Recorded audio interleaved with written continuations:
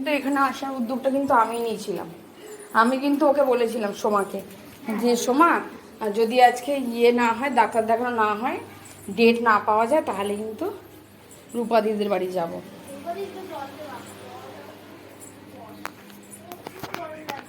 প্রচুর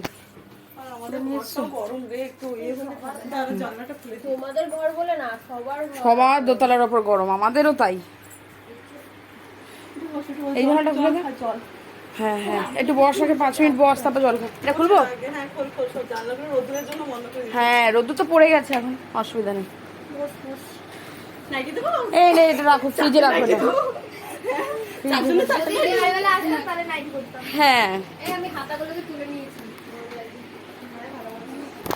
ওরা তো অনেক দূর থেকে বসে গেছে, তাই ব্যাগ ট্যাগ নিয়ে আমার বাড়ি ওই দিকে জানালা খুললো না কেন? ওই জানালাটা খোলা যায় না? ওই জানালাটা রূপাতি, ওই জানালাটা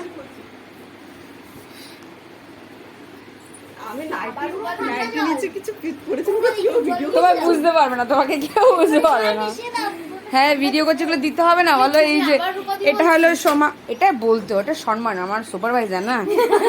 এটা হলো সোমাদি, সোমাদি না সোমা। এটা হলো পুচকি, পুচকি দি না পুচকি।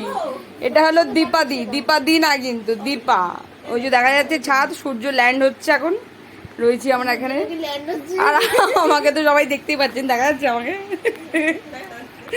ওই যে সমাধি দেখেছেন। আসছি পরের ভিডিও। এখন তরমুজ খেতে দিচ্ছে, তরমুজ খেয়ে নেই।